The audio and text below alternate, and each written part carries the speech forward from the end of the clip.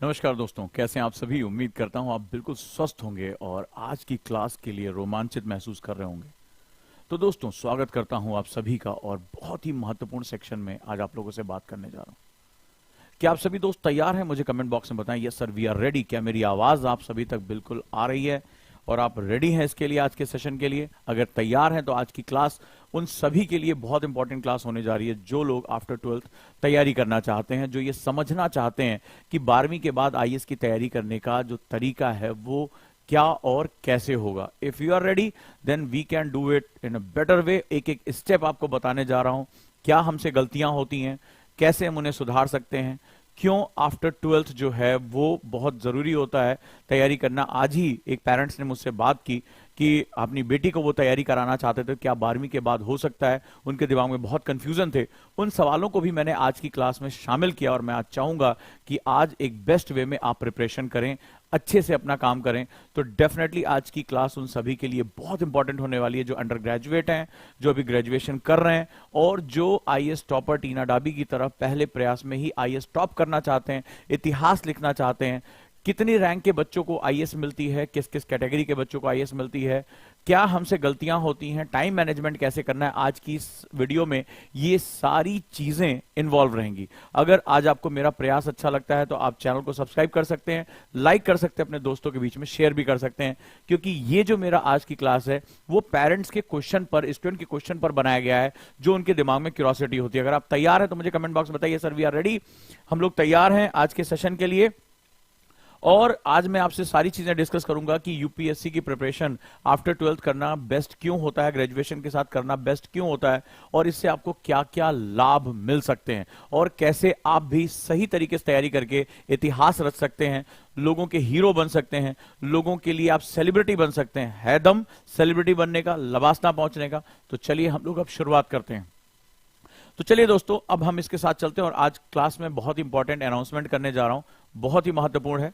तो हम लोग इसके बारे में भी अपनी शुरुआत कर लेते हैं। राइट दोस्तों,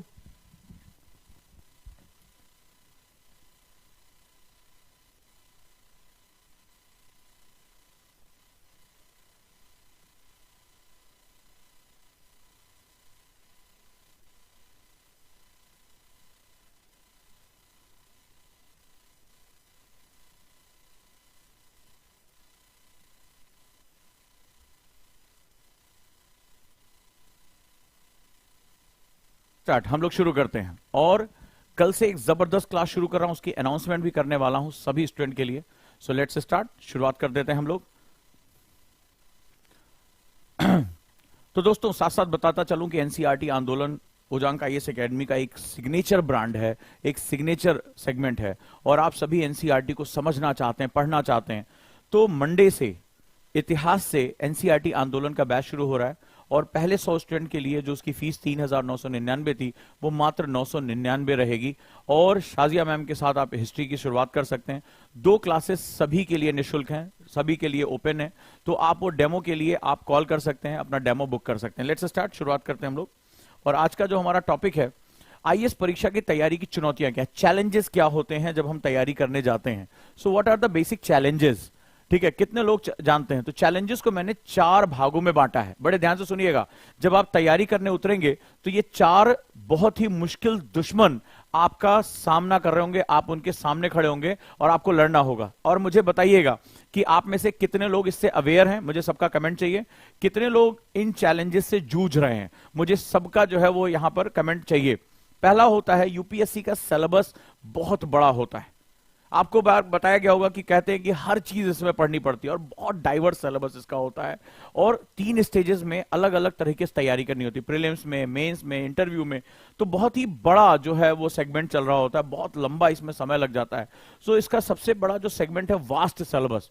और जब सिलेबस एनालिसिस आप करते हैं, जैसे मेरा सिलेबस एनालिसिस की क्लासेस रही हैं, आप लोगों ने भी देखा होगा, तो उसमें आपने देखा होगा एक पॉइंट के अंदर मल्टीपल पॉइंट छिपे होते हैं, आशय छुपे होते हैं, विश्लेषण और संश्लेषण छुपा होता है। आप देखिए कि एक पॉइंट से कितने पॉइंट निकल गए। जैसे मैंने कहा महिला सशक्तिकरण, तो महिला सशक्तिकरण के कितने आयाम हो जाते हैं। सशक्तिकरण मतलब जिम ले जाके उसके डोले शोले थोड़े ना बनवा दोगे, बोले यही एक ही तरीका है सशक्तिकरण करने का। तो सबसे बड़ी बात वो अशक्त क्यों है, तभी तो हम समझ पाएंगे उसको सशक्त कैसे करना है।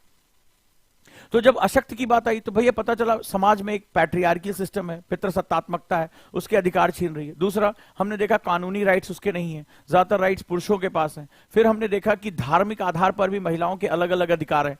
फिर हमने देखा समाज में जातियों के आधार पर अलग अलग अधिकार हैं और प्रैक्टिस में है। इसके बाद हमने देखा कि आर्थिक संसाधन नहीं है, आर्थिकी में भी हमने देखा कि बहुत सी ऐसी चीजें हैं जो महिलाओं के लिए सपोर्ट, जैसे आर्म फोर्सेस अब जाकर सुधार हुए कि महिलाओं को भी जो है कॉम्बैट में जाने का मौका दिया जा रहा है। अभी भी बहुत से उद्योग हैं जहां पर महिलाएं जो है पार्टिसिपेशन नहीं करें। अगर आप ध्यान से देखोगे, एक छोटी सी बात कह रहा हूं, और अगर सारे बच्चे इत्तेफाक रखते हो और जिनके पास सोचने की क्षमता हो, मुझे जवाब देना। आज भी अगर तुम में से कोई, कितने लोग हैं जो गांव से आते हैं, जिन्होंने खेती बाड़ी देखी है, गांव से आते हैं, मुझे सबका कमेंट चाहिए। और अब मैं देखना चाहता हूं कि यूपीएससी तुम्हारे आसपास है, समझने की कोशिश करो, आंखें खोलो, दिमाग खोलो, यूपीएससी तुम्हें दिखना शुरू हो जाएगा। चलिए, कितने ऐसे लोग हैं जिन्होंने ग्रामीण इलाके से चीजों को देखा, खेती बाड़ी देखी है, या जिनके घर में होती है? कितने लोग हैं? मुझे एक बात का जवाब देना। तुमने ट्रैक्टर गांव में देखा होगा, बड़े बड़े विशाल ट्रैक्टर्स, ठीक है? तुमने कभी किसी महिला को ट्रैक्टर पर, जितने भी भारत के किसी भी गांव से अगर मेरा कोई बच्चा मुझे सुन रहा हो, मेरी एक बात का जवाब देना। आपने देखा होगा महिलाएं भी खेतों में काम करती हैं, वो घास खोदती हैं, खुरपी से काम कर रही है। तुमने ट्रैक्टर में, ठीक है, ट्रैक्टर में किसी महिला को बैठकर खेत जोतते हुए देखा है? सोशल मीडिया की बात नहीं कर रहा हूं, सेल्फी खिंचाने के लिए नहीं।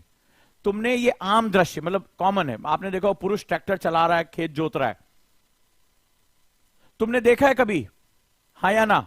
मुझे जवाब दो, मैं समझ जाऊंगा कि तुम्हारी आंखें खुली हुई हैं, तुम आईएएस के लिए तैयार हो। किसी ने देखा है? बहुत अनयूजुअल होगा, बहुत बड़ा, पूरे गांव में हल्ला मच जाएगा, अरे फलाने बहुरिया जो है वो ट्रैक्टर चला रही थी, बड़ी हीरोइन बनी घूम रही है, पूरे गांव में हल्ला मच जाएगा। तुमने देखा होगा बड़े बड़े विशाल ट्रैक्टर बनाए जाते हैं, बहुत पावरफुल ट्रैक्टर बनाए जाते हैं, तुमने कोई महिला को नहीं देखा होगा, बहुत रेयर, बहुत रेयर। वो आजकल एक आध वीडियो में नहीं बात कर रहा हूं, रेयर मतलब जनरल प्रैक्टिस में। क्यों? क्योंकि तुम्हारी जो मशीनें हैं वो महिलाओं के शरीर के हिसाब से नहीं बनाई गई। ये भी बड़ा इंपॉर्टेंट फैक्टर होता है। क्यों नहीं? वो बहुत अनयूजुअल घटना हो जाएगी। कभी तुम किसी महिला को ट्रैक्टर पर ध्यान से उसको ऐसे आंखें फाड़ के देखने लगोगे, पुरुष कोई जा रहा है तुम ध्यान नहीं दोगे, अरे जाने दो, क्योंकि यूजुअल है। तो बहुत सी चीजें हैं जो महिलाओं को मुख्य धारा में आने से रोकती हैं, उन चीजों को नहीं जो है आपको समझ में आना चाहिए। तो अब आपको क्या होगा, ये वास्ट सिलेबस बहुत इंपॉर्टेंट क्यों होता है? इसमें लेयर के अंदर लेयर होती है और ये समय मांगता है। कि आपने सोचा अरे महिला सशक्तिकरण ही तो लिखा हुआ है, क्या दिक्कत है इसमें? अरे अभी हम पढ़ लेंगे खटाक से।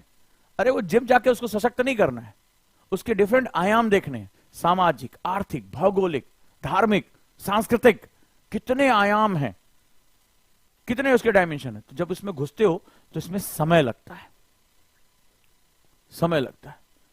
ये तिलिस्म की तरह होता है, एक लेयर के अंदर दूसरी लेयर होती है, राइट। दूसरा, उच्च स्तर का कंपटीशन, जैसा मैंने बताया था कि 0.1% ही सक्सेस रेशियो यहां जाता है।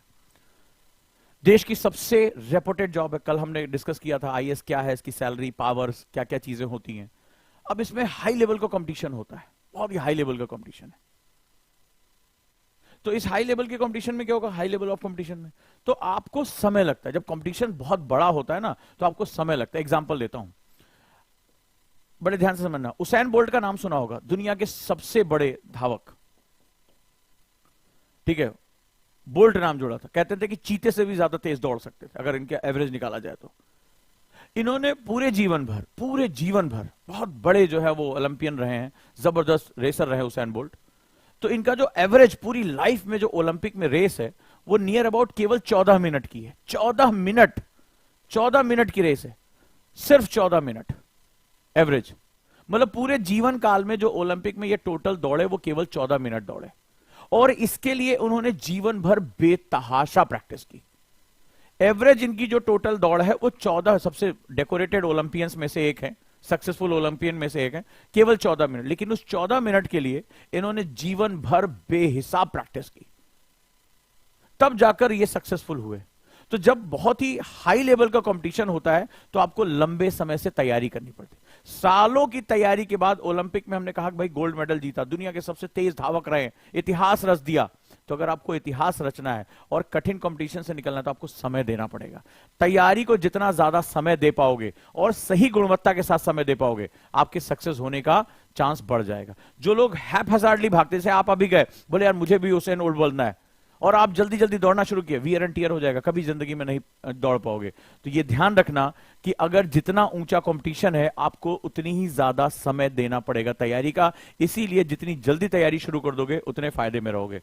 तीसरा चीज है गतिशील परीक्षा पैटर्न, डायनेमिक पैटर्न है। अभी आप लोगों ने, कितने लोगों ने पढ़ा कि एनसीईआरटी की हिस्ट्री बुक्स में चेंज कर दी गई है? आपने देखा, तो लगातार उसमें चेंजेस आ रहे हैं।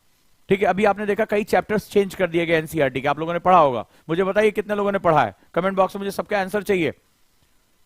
तो उसमें आप क्या देख रहे हो, और हर समय करंट अफेयर्स में कुछ ना कुछ बदलाव होते हैं, प्रोग्राम एंड पॉलिसीज में बदलाव होते हैं, नियमों में बदलाव होते हैं। सुप्रीम कोर्ट अपने ही फैसले को पलट देता है, कोई नया फैसला ला देता है, अमेंडमेंट हो जाते हैं, संसद में नए कानून बन जाते हैं। हर समय ये समाज गतिशील है, कानून व्यवस्था गतिशील है। इकोनॉमी में कोई नियम आ रहा है, जीएसटी की कोई स्लैब हटा दी, कोई नई जोड़ दी, कुछ नए कानून पारित हो गए, कोई टैक्स हटा दिया, कोई टैक्स जोड़ दिया। तो लगातार क्या होता है, ये सिलेबस स्टैटिक नहीं है, यानी आपको इस विशाल सिलेबस को पूरा करने के साथ साथ दौड़ते भी रहना पड़ेगा। यानी यूपीएससी दौड़ रहा है तो आप भी दौड़ोगे, यूपीएससी दौड़ रहा है तो आप भी दौड़ोगे। तो क्या होगा इसमें, यहां पर जो है आपको गतिशीलता लेकर आनी पड़ेगी, यानी आपको डबल काम करना पड़ेगा। सिलेबस भी पढ़ना है और भागते भी रहना है, यानी दौड़ते दौड़ते पढ़ना है। ये इसका सबसे बड़ा चैलेंज है। फिर चौथा कहता है मार्गदर्शन का अभाव। बहुत से लोग इसको बहुत गलत तरीके से ले लेते हैं। कई लोग कहते हैं अरे कोचिंग की कोई जरूरत नहीं है, अरे फलाना गाइडेंस की। गाइडेंस एक बड़ा इंपॉर्टेंट सेगमेंट होता है, मार्गदर्शन। हमको लगता है कोचिंग ही मार्गदर्शन है, नहीं, कोचिंग मार्गदर्शन नहीं। कोचिंग आपका समय बचाती है। जो चीज आप 3 साल में सीख लेते हो, एक अनुभवी टीचर आता है उसको आपको 1 साल में करा देता है, आपका समय बच गया। और समय ही पैसा है। आप दिल्ली में रहते हो, मान लो 1.5 लाख रुपए आपके रहने का खाली खर्च है, तो 3 साल रहोगे तो 4.5 लाख खर्च हो रहे हैं। 1 साल में तैयारी पूरी कर ली, 1.5 लाख में ही आपका मामला निपट गया। तो सिंपल सा कॉन्सेप्ट है भैया। लेकिन मार्गदर्शन कोई अलग चीज होती है। मार्गदर्शन जो होती है वो आपके परछाई की तरह होती है, सतत रूप से चलते रहना। जैसे मान लो मैंने एक सब्जेक्ट पढ़ा दिया, ठीक है, एक सब्जेक्ट पढ़ा दिया इतिहास। अब समझना इस बात को, कोचिंग और मार्गदर्शन के बीच का अंतर समझ लेना। बहुत लोग इसको नहीं समझ पाते। ठीक है, अब जरा ध्यान से समझो। तो अब क्या, वो सब्जेक्ट पढ़ा दिया, टीचर ने अच्छा सब्जेक्ट पढ़ाया, सभी ने अच्छे पढ़ाया, क्वेश्चन करा दिया। अब क्या हुआ, धीरे धीरे अगला ज्योग्राफी आ गया, इकोनॉमिक्स आ गया। अब हिस्ट्री की यादें धुंधली पड़ने लगी। अब आप कुछ नया सीख रहे थे, अचानक से आपको क्वेश्चन आया कि क्या करूं क्या करूं। तो मार्गदर्शन का मतलब होता है जिन रास्तों पे तुम चल रहे हो उनको हर समय, रास्ते टेढ़े मेढ़े, अगली गली कौन सी है। तो टीचर ने वहां पिछले मोड़ पर साथ छोड़ दिया, भैया बोला मेरा हिस्ट्री का काम खत्म हो गया, अब आगे बढ़ो। अब तुम आगे बढ़ रहे हो और अचानक से टेढ़ी मेढ़ी गलियां आ गई। तो मार्गदर्शन जो गाइड होता है वो आपको हर कदम आपको रास्ता बताता है कि यहां से लेफ्ट मुड़ना है, यहां से राइट मुड़ना है, ताकि आप अपने लक्ष्य पर पहुंच जाओ। तो मार्गदर्शन हमेशा साथ साथ चलता है। और यही कारण है जो गुरुकुल का जो सबसे बड़ा कॉन्सेप्ट है। जिन बच्चों से मैंने बात किया, 50 बच्चों के लिए हमने नोएडा में इन हाउस हमने सेगमेंट शुरू किया है, जहां पर टीचिंग के साथ मेंटरशिप है, मार्गदर्शन हमारा जो प्रोजेक्ट है। तो मार्गदर्शन वहां पर हम लेके जा रहे हैं, यानी टीचर जैसे जाएंगे वहां पर जो मेंटर्स हैं, जो मार्गदर्शक हैं, वो आकर बैठ जाएंगे। आप आंसर लिख रहे हो कि नहीं लिख रहे हो, आप जो है वो आंसर राइटिंग कर रहे हो कि नहीं कर रहे हो, आंसर आपने याद किया कि नहीं किया, रिवीजन किया कि नहीं किया, डायरी तक चेक होगी। पानी कितना पीते हो, कितने बजे उठे, कितनी देर फोन पे बात किया, ये सब कुछ जो है वो यहां पर होगा। तो एक प्रेशर में यहां पे दिया जाएगा पढ़ाई। खड़े होकर बोलना आपको आता है कि नहीं आता है, आप डिबेट कर सकते हो कि नहीं कर सकते हो। तो जो कोचिंग इंडस्ट्री उससे अलग एक प्रोग्राम है, और इसी वजह इसका नाम गुरुकुल रखा है। एक माहौल आपके पास तैयार कर दिया जाएगा कि आप हर समय घिरे हुए रहो टीचर्स और मेंटर्स और अपने गाइड्स के बीच में। तो वो हर पल आपको पुश करते रहेंगे। आप कहोगे सर मैं थक गया, आज नहीं मेरा मन कर रहा, नहीं चलो करो। सर आज संडे है, कपड़े धोने, नहीं भैया आंसर आपको आके जो है यहां पर टेस्ट देना है। तो हर पल आपकी कुंडली तैयार करेंगे। यही गुरुकुल है, यही गुरुकुल बैच है, राइट। तो इसमें जो है हमारा अब जो एडमिशन अंतिम चरण में पहुंच चुका है। कल भी मैंने 12 बच्चों की काउंसलिंग की। अगर आप भी अपनी काउंसलिंग कराना चाहते हैं तो आप दिए गए नंबर पे कॉल कर सकते हैं, जो लोग इसके साथ जुड़ना चाहते हैं। ठीक है, लिमिटेड नंबर ऑफ स्टूडेंट होंगे। तो यही सबसे बड़ी इसकी यूएसपी है। तो आपके ऊपर हर एक दिन हर पल एक आदमी बैठा होगा भैया, देख रहा होगा, निगरानी कर रहा होगा, क्या कर रहे हो क्या नहीं कर रहे हो, रिपोर्ट कार्ड तैयार हो रही होगी। आज से हमारा जिन बच्चों ने एडमिशन ले लिया, आज से हमारे मेंटर, मैंने एक पूरी शीट दी है उनको, उस शीट पर वो क्वेश्चन पूछना शुरू करेंगे। 5-5 बच्चों की डेली काउंसलिंग होगी, उनको होमवर्क दिया जाएगा, यानी क्लास से पहले क्लास आज से हम शुरू कर देंगे उसमें। तो एक पूरा परफॉर्मा, पूरी फाइल तैयार होगी, तो आप बच के नहीं जा पाओगे। और मैं सभी से पूछ रहा हूं, मुझे 1 साल आपका चाहिए, इसमें हम इतना प्रेशर देंगे, इतना निखारेंगे कि तुम्हारा अपने आप तुम कहोगे हाँ मुझे जाना है, सिलेक्शन होना है मेरा। तो सबसे एक ही पूछ रहा हूं, भैया मुझे 1 साल चाहिए, इस बीच में कोई शादी ब्याह फंक्शन इमोशनल डिमोशनल कुछ नहीं मुझे चाहिए, सिर्फ आप यहां अपना शरीर लेकर आओ, शरीर मन हमें दे दो, बस 1 साल। चलिए आगे बढ़ते हैं। अगला जो सबसे इंपॉर्टेंट है, तो मार्गदर्शन बहुत जरूरी है, इसीलिए हमने क्या शुरू किया, मार्गदर्शन शुरू किया। तो जो लोग मार्गदर्शन प्रोग्राम से जुड़ना चाहते हैं, हमारा एक मेंटरशिप, पर्सनल मेंटरशिप प्रोग्राम है, ओजांग मार्गदर्शन, ठीक है, मार्गदर्शन प्रोग्राम है, ठीक है। इस प्रोग्राम के साथ जो भी जुड़ना चाहता है वो जुड़ सकता है। ये पर्सनल मेंटरशिप प्रोग्राम है, जहां पर मेंटर्स आपको लगातार नर्चर करते हैं, आप कैसे अपनी राइटिंग कर रहे हो, कैसे क्या चीजें कर रहे हो, इसके बारे में हम लगातार बात करते हैं। अब आ जाइए, 12वीं कक्षा पूरी करने के बाद तैयारी शुरू करने की इंपॉर्टेंस क्या है, सबसे बड़ी बात है। देखिए, हम लोगों को ऐसा लगता है लाइफ में, हम लोग ऐसे सोचते हैं कि ये हम खड़े हैं यार, हमने ये प्लान बना लिया, हमने एक प्लान बनाया कि आज से भाई तेरा पढ़ना शुरू करेगा, और भाई धीरे धीरे धीरे धीरे करके ऐसे पढ़ता जाएगा। बताना किसके साथ हुआ है, ये भाई ने टाइम टेबल बना लिया, ठीक है, टाइम टेबल बना लिया, भाई ने कसम खा ली, भाई ने 4 मोटिवेशनल मूवी देख ली, लेक्चर सुन लिए, भाई की एकदम आंख जो है जली हुई है, और तेरा भाई जो है क्या करेगा, ये लबासना पहुंच जाएगा, ठीक है, ये ऐसे पढ़ेगा भाई, रोज 12-12 घंटा अपन पढ़ेगा, ठीक है। यहां पर आपने माहौल बना लिया और ये आपने बना लिया, लेकिन जब आप एक्चुअली में तैयारी, ये क्या है, ये हमारा आइडियल है, ठीक है, हम ऐसे आईएएस बनेंगे, ऐसे हम सक्सेस होंगे। लेकिन जब आप तैयारी करने उतरते हो तो आपके साथ कुछ ऐसे होता है, भाई ने पढ़ाई शुरू किया, भाई के घर में शादी पड़ गई, किसके किसके साथ ऐसा होता है, भाई पढ़ाई कर रहे थे, तब तक पिताजी बीमार पड़ गए, माताजी बीमार पड़ गई, फिर भाई ने दोबारा पढ़ना शुरू किया, बहन जी ने दोबारा पढ़ना शुरू किया, फिर जो है किसी ने जो है कुछ रोक दिया, एग्जाम आ गया, फिर पढ़ाई ऐसे डाउन हो गई, ठीक है, और फिर उसके बाद घर में कुछ और काम आ गया, उन्हीं की शादी पता चला फिक्स होने लगी, अब घर में रोज लड़ाई चल रही है कि हमें पढ़ने दो, हम कहां, हम अभी शादी करेंगे, तो फिर ऐसे जो है आ गई। तो कई बार ये किसका ग्राफ है, मुझे बताओ, ये किसका ग्राफ है, ये एक्चुअल है, लाइफ ऐसे चलती है। या किसी दोस्त ने समझा दिया, गलत किताबें पढ़नी शुरू कर दी, बोले अरे यार इतिहास में 20 किताब पढ़नी है, ले आए, अब पता चला और नीचे चले गए, उठ ही नहीं पा रहे। फिर बोला अबे पहले, जैसे किसी घर में बोल दिया गया है, कहा आईएएस, हर कोई आईएएस थोड़े बनता है, कोई सरकारी नौकरी पकड़ लो, देखो अभी वो फलानवा निकला है एग्जाम, फलानवा ढिकनवा निकला है, टीचर का निकला हुआ है, तो वो कहीं और ही मोड़ देते हैं, कई बार रास्ता ऐसे भी निकल आता है, तो ऐसे वापस चले जाते हैं। फिर ध्यान आता है, अरे बाप रे बाप, ओजांग सर से वादा किए थे लबासना पहुंचने का, फिर कोशिश करते हैं चलो शुरू करें। अभी आज ही सुबह 2 बच्चों का मैसेज आया कि सर बहुत तबीयत खराब हो गई थी, 4 महीने से क्लासें नहीं ली थी। आज ही सुबह 2 बच्चों का मैसेज आया कि सर तबीयत खराब हो गई थी, घर में काम आ गया था, सर 4 महीने से कोई क्लास नहीं, सर दोबारा कहां से शुरू करें। और बोलो सच्चाई है कि नहीं सच्चाई, मेरे पास मैसेज रखे हुए हैं व्हाट्सएप के, ठीक है। तो यहां से फिर शुरू करना। कितने लोगों का ये वाला है, ये तो किसी का होता ही नहीं है। जिंदगी का मतलब ही है कि वो ऐसे ऐसे ही चलेगी, जिंदगी सीधे रास्ते पे चली। विवेकानंद ने कहा जिस दिन तुम्हें जिंदगी में सीधा रास्ता दिखाई पड़े, समझ लेना गलत रास्ते पे जा रहे हो। जिंदगी का रास्ता ऐसे ही होता है। किसका किसका ग्राफ है, किसका किसका ग्राफ है,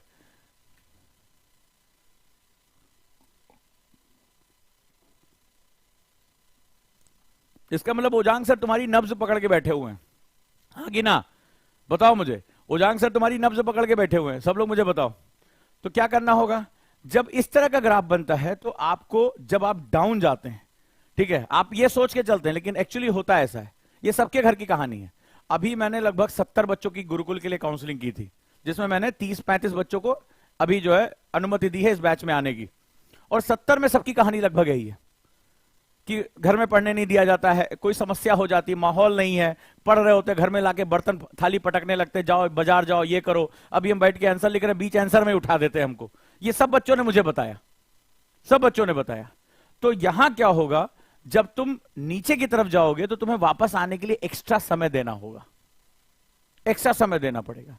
इसीलिए जब आप जल्दी तैयारी शुरू करते हो तो आत्म सुधार के लिए, यानी सेल्फ इंप्रूवमेंट के लिए आपको समय मिल जाता है, क्योंकि सारा लफड़ा समय का है, सारा लफड़ा समय का है। कई बार होता है हमें हालात से समझौता भी करना पड़ता है।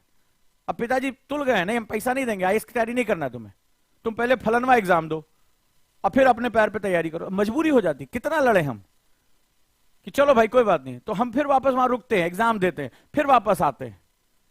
तो हमें हमेशा जो है वो एक कैलकुलेशन करके चलना पड़ेगा कि जिंदगी हमारे हिसाब से 1+1 न 2 होगी न 11 होगी।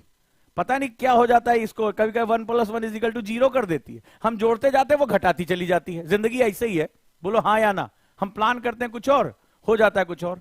सुबह हम उठते हैं, वादा करते हैं, शाम तक हमारे वादों की ऐसी तैसी हो जाती, और हम सही होते हैं, हालात कई बार हमसे गलत करा लेते हैं। तो कई बार 1+1 0 कर देती है जिंदगी। हम मोटिवेशन वीडियो देखते हैं कि 1+1 = 11, यस। अब वो कहती है अच्छा रुको तुम्हारा हम 11 का हम 12 करते हैं। 1+1 0 कर देती है लाइफ। तो ये जिंदगी है भाई, ठीक है। तो चाहे आपको लिखना हो, पढ़ना हो, कोई भी सुधार करना हो, समझ विकसित करनी हो, समय चाहिए होता है, समय। तो अगर आप आफ्टर 12th IAS की तैयारी सोच रहे हो, so you will get enough time. और जब डाउन जाओगे तो डिप्रेशन का शिकार नहीं होगे। डाउन जाना गलत नहीं है, लेकिन जब आप डाउन जाते हैं जिंदगी में और डिप्रेस हो जाते हैं तो उभरना मुश्किल हो जाता है। इनकरेज रहो, डाउन जाओ, बोले जिंदगी है, डाउन जाएगी। कल अच्छा था तो आज जरूरी नहीं कि अच्छा हो। तो वापस आने की हिम्मत होनी चाहिए और समय होना चाहिए, ध्यान रखना। दूसरा, बेहतर समय प्रबंधन, जैसा मैंने बताया। और समय प्रबंधन को लोग समझते हैं कि टाइम टेबल बना लिया समय प्रबंधन का, बिल्कुल गलत बात है। समय प्रबंधित किया जाता, प्रबंधन। प्रबंधन का मतलब, जैसे मान लो क्या हुआ, प्रबंधन किसे कहते हैं समझाता हूं। लोगों को लगता है कि टाइम टेबल समय प्रबंधन है, टाइम टेबल समय प्रबंधन है ना, ना भैया, टाइम टेबल समय प्रबंधन नहीं। अब देखो समय प्रबंधन क्या होता है। तुम्हारा 2 BHK का घर है, 2 कमरे हैं। एक दिन क्या हुआ, तुम्हारे यहां मेहमान ज्यादा आ गए, अवांछित, ठीक है, मेहमान आ गए। अब मेहमान ज्यादा आ गए, ठीक है, आप हॉस्पिटैलिटी कर रहे हैं। अब क्या होगा, तुमने देखा होगा रात में सोने का इंतजाम कैसे किया जाता है। मध्यवर्गीय परिवार से हम सभी आए तो हम तो बहुत अच्छी तरह जानते हैं। तो भैया छोटा वाला ये सोफे पे सो जाएगा, वो बोलता है अरे कोई बात नहीं, सब इंतजाम हो जाएगा। जहां एक बेड पे 2 लोग सोते थे, वहां छोटे वाले को या किसी को जो है बीच में सेट कर लिया, 3 लोग सो गए। आपने देखा होगा जहां पायदान होता है, अगर AC इस कमरे में है तो एक आदमी पायदान के पीछे, हम लोग तो भाई ऐसे किया है, तो क्या होता है, पायदान के पास बिछा के कोई सो जाता है या साइड में कोई सो जाता है। अरे आप टेंशन ना करें, बिल्कुल टेंशन ना करें, सब सेट हो जाएगा। मेहमान को अच्छा वाला बेड दे दिया जाता है, बोलो हाँ या ना, ऐसे ही होता है कि नहीं होता है। और एडजस्ट प्रबंधन किया जाता है। पड़ोसी के यहां से गद्दा मांग लाते हैं, अरे गद्दा बिछा लेगा। और कोई छत पे चला जाए, बुजुर्ग होता है, अरे हम तो भाई बिना पंखे वाले, खटिया छत पे लग गई। 2 अलग अलग बेड पड़े थे, उनको जोड़ के तीसरे को भी उसमें सेट कर लिया, बोलो हाँ या ना, ऐसे ही होता है कि नहीं होता है। मध्यवर्गीय परिवारों में ऐसे होता है। प्रबंधन हमें हमेशा सिखाया जाता है।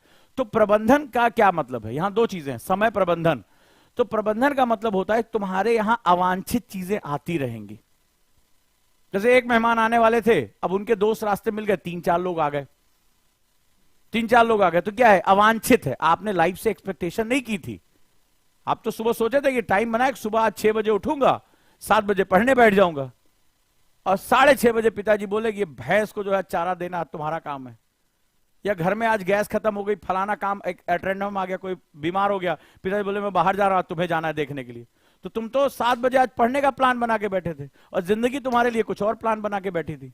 बोले हाँ या ना, मेरी बात पहुंच रही तो बताओ, हो रहा है। अब देखो यहां पे, तो आपको क्या करना पड़ेगा, मैनेज करना पड़ेगा। नौकरी में हो, 10 बजे पहुंचो ऑफिस, तो तुम अपना ही टाइम टेबल बना सकते, तुम्हें मैनेज करना पड़ेगा। तुम सोच रहे थे 7 बजे घर निकल जाऊंगा, बॉस बोल रहा है आज फाइल ये पूरी करके जाना है, अब तुम्हें मैनेज करना पड़ेगा। So life is all about management. तो मैनेजमेंट के लिए प्रैक्टिस चाहिए होती है, टाइम चाहिए होता है।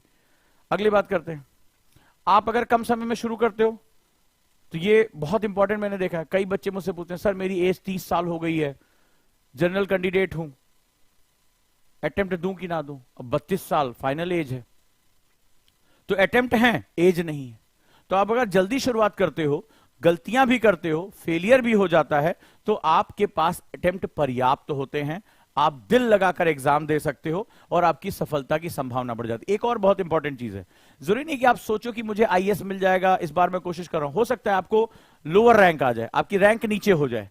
तो अभी मेरे कई स्टूडेंट ऐसे हैं जो इस बार अपनी रैंक इंप्रूवमेंट के लिए, वो IRS है, IRTS है, IPS है, वो इस बार अपनी रैंक इंप्रूवमेंट के लिए एग्जाम दे रहे हैं। कि सर हम पिछले साल जो है ये बने थे, इस बार हमें ऊपर जाना है, तो वो लोग भी एग्जाम देते हैं। अगर अटेम्प्ट है तो आप एग्जाम दे सकते हो। तो आपको जल्दी शुरुआत कर लेनी चाहिए, जो लोग मुझे ध्यान से सुन रहे हैं। अगला, अगर हम बात करें, चूंकि स्टेजेस इसमें 3 होती हैं, कल मैंने बताया था प्रीलिम्स, मेंस और इंटरव्यू, तो आपके पास अलग अलग स्टेज की तैयारी करने के लिए तीनों स्पेशलाइजेशन है, जहां ये ऑब्जेक्टिव, वहां ये सब्जेक्टिव है, और यहां आपकी पर्सनालिटी टेस्ट। तो इनकी तैयारी करने के लिए आपको पर्याप्त समय मिल जाता है। और नहीं तो अगर एक साथ तैयारी करने बैठोगे तो क्या होगा, तो वही कहते हैं ना कि 3 अलग अलग रस्सियों पे आपको संतुलन साधना है, 3 अलग अलग बाइस्किल पे खड़े होकर करना है, तो बड़ा मुश्किल हो जाएगा, गिर जाओगे। एक एक पे एक्सपर्टीज करते जाना है। तो अगर आप जल्दी तैयारी करते हो तो आपको बैलेंस करने का समय मिल जाता है, सारे चरण पे आप एक्सपर्टीज क्रिएट कर सकते हो, याद रखिएगा। राइट, अगला, एक चीज मैंने देखा है, जो कि आज क्या है, इंफॉर्मेशन का जमाना है, सब कुछ इंफॉर्मेशन है। लास्ट टाइम मैंने जब क्लास ली थी, बुक्स के बारे में बताया था, कई बार क्या होता है, आप अपने दोस्त, इंटरनेट, अब इंटरनेट पे तुम जाके देखो, इंटरनेट पे तुम पॉलिटी की बुक का नाम डालोगे तो लक्ष्मीकांत के साथ साथ जो है डीडी बसु की किताब का नाम आता है, पढ़ के देखना। अब आप गए, आपने बेस्ट बुक फॉर यूपीएससी डाला, गूगल को दिया, अब बेस्ट बुक फॉर यूपीएससी में उसने डीडी बसु का भी नाम दे दिया। डीडी बसु को कभी खरीद के लाना, one of the best book है। लेकिन अगर कोई बिगिनर है, अभी आज आप पहली बार पॉलिटी पढ़ने जा रहे हो, हालत खराब हो जाएगी तुम्हारी, और हर जगह उसको रिकमेंड किया गया है। लेकिन एक बिगिनर स्टूडेंट के लिए डीडी बसु पढ़ने का मतलब हो गया कि सर पटक देना। वो संविधान के बहुत बड़े विशेषज्ञ थे, लेकिन आपको तो सब्जेक्ट समझना है, आपको तो स्टेप बाय स्टेप तैयारी करनी है। आप बिना एनसीईआरटी में लोकतंत्र की परिभाषाओं को समझे, संविधान के विकास के बारे में समझे, आप कहां से जो है सर्वाइव कर पाओगे, और यही गलती हो जाती है। तो क्या होता है कि कई बार हम जो है गलत स्टडी मटेरियल भी चुन लेते हैं, ढेर सारी किताबें खरीद लाते हैं। मान लो इकोनॉमिक्स हुआ, किसी ने बोला अरे दत्त सुंदरम पढ़ लो यार, अब दत्त सुंदरम की भारी सी किताब देखने में भी अच्छी लग रही, बोला आईएएस की तैयारी कर रहे हैं, मोटी किताब चाहिए। अब मोटी किताब आपने पलटना शुरू किया, बड़े बड़े आंकड़े, बड़े बड़े चल रही किताब, बहुत अच्छी है, पर आप उसके योग्य भी हुए कि नहीं हो। अब दिल्ली यूनिवर्सिटी की रिकमेंडेड बुक्स है, उमा कपिला आप उठा लाए, अब आपको कुछ समझ में नहीं आ रहा कि विकास कैसे हो रहा है इकोनॉमिक्स का, तो उसमें क्या होगा, आप गलतियां करोगे। लेकिन उन गलतियों को सुधारने के लिए आपके पास समय होना चाहिए। कितने ऐसे स्टूडेंट है, मुझे कमेंट बॉक्स में बताओ, जिन्होंने कई बार गलत बुक्स चुन ली हो, और पढ़ने के काफी पढ़ने के बाद तुम्हें लगा यार ये किताब मेरी नहीं थी। कितने स्टूडेंट है, मैं सबका जो है कमेंट चाहता हूं, आज देखे पता चले ना हमारे बीच में नब्ज कितनी पकड़ पा रहा हूं तुम्हारी। स्टूडेंट आते हैं, सर वो मोटी वाली किताब मैंने इंटरनेट पे देखी थी, उमा कपिला इतनी मोटी किताब है, जब इंडियन इकोनॉमिक्स इन इंडिया, बहुत अच्छी किताब है, पर तुम अभी बिगिनर हो, भारी भारी किताबें उठा लाए, तो क्या होगा, अगर आप कुछ गलती करते हैं तो आपको सुधारने का समय मिल जाता है। कितने लोगों के साथ हुआ है कि भारी भरकम किताबें उठा लाए और कुछ समय बाद लगा रहे भैया हमें तो सब्जेक्ट सीखना है, किताब कोई गारंटी थोड़े ना यूपीएससी की। हुआ है कि नहीं हुआ है, बताओ।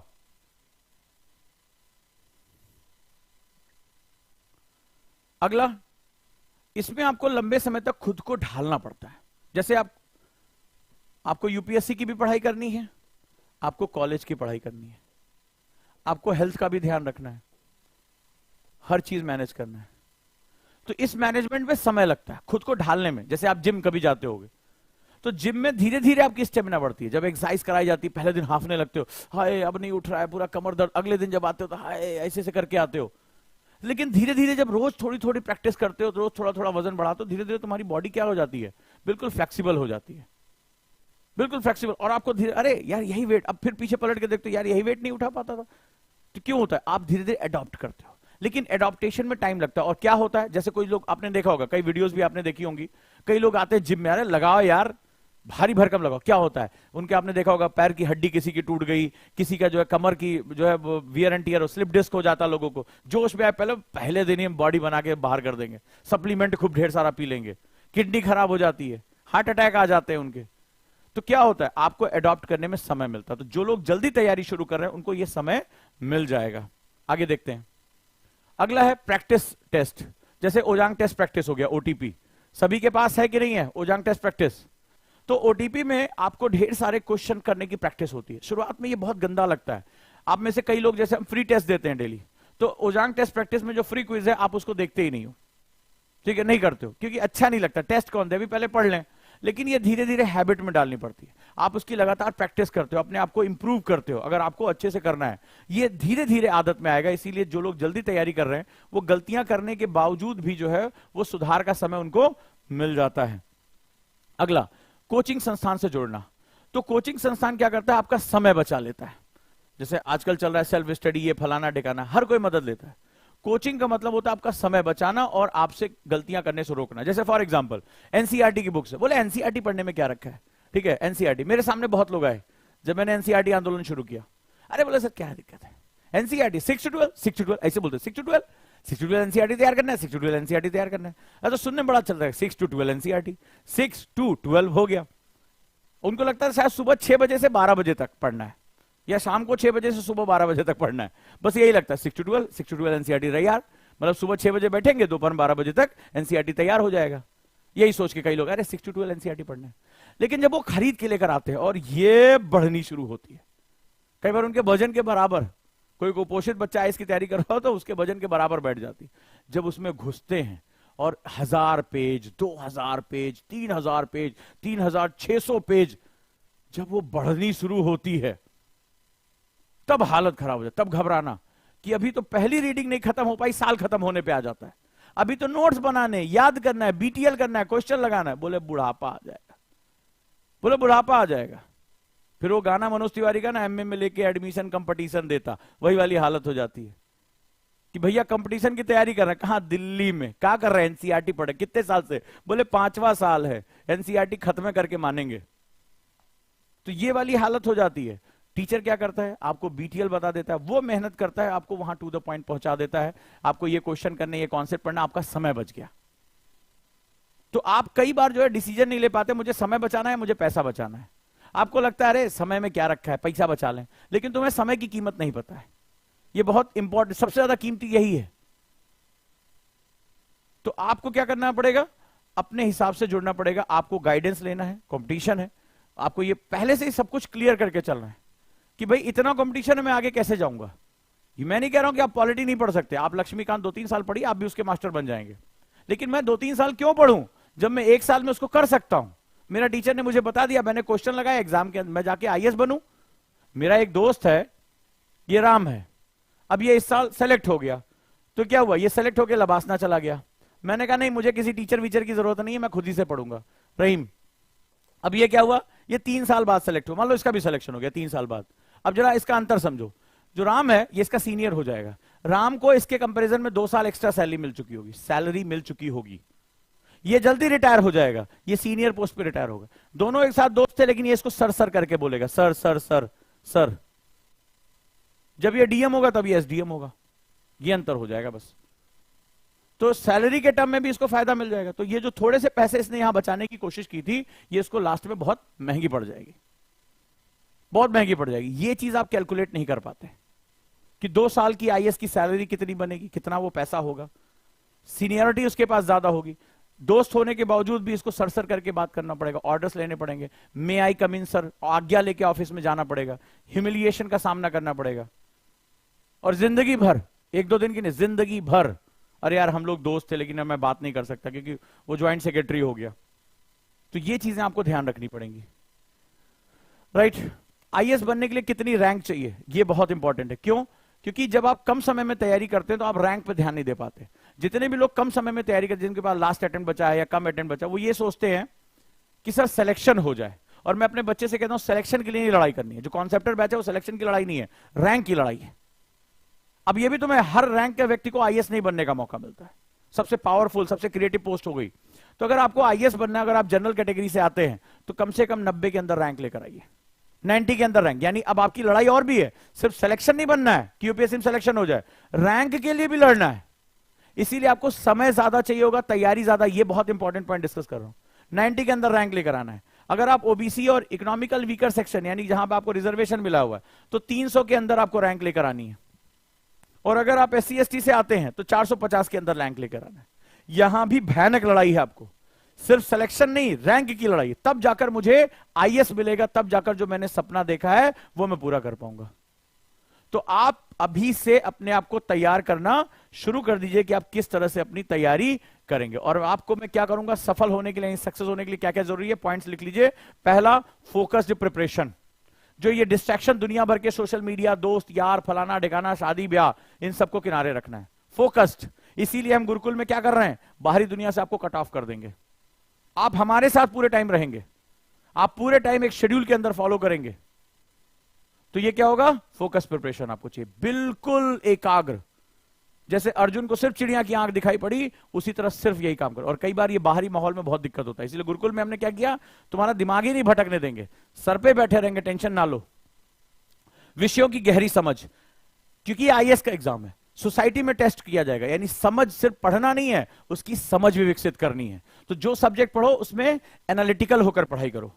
विश्लेषणात्मक क्षमता, एनालिटिकल एबिलिटी, आईएएस के लिए सबसे जरूरी एबिलिटी एनालिटिकल होती है। एनालिटिकल का मतलब होता है किसी बड़ी सिचुएशन को छोटे छोटे टुकड़ों में तोड़कर समझ लेना, राइट। और अगला है महत्वपूर्ण विचार कौशल, क्रिटिकल थिंकिंग स्किल, क्योंकि हर चीज आपको नया करना है। सरकार कहेगी ये बताओ, किसानों की मदद करनी है, अभी बारिश हो गई बेमौसम, किसानों की फसल खराब हो गई, अब तुम बताओ इनका मुआवजा कैसे तय करोगे, कैसे पता लगाओगे कौन झूठ बोल रहा है और कौन सही बोल। हो सकता है कोई ऐसा भी व्यक्ति हो जो कहे, उसकी खेती ना हो, बोले भैया मेरा बहुत फसल खराब हो गई, क्या झूठ मूठ रोना है। और कोई ऐसा भी व्यक्ति हो जिसको वास्तव में नुकसान हुआ और उसको उसका हक ना मिल रहा हो। तो आपको मैकेनिज्म डिवाइस करना पड़ेगा, बताना पड़ेगा।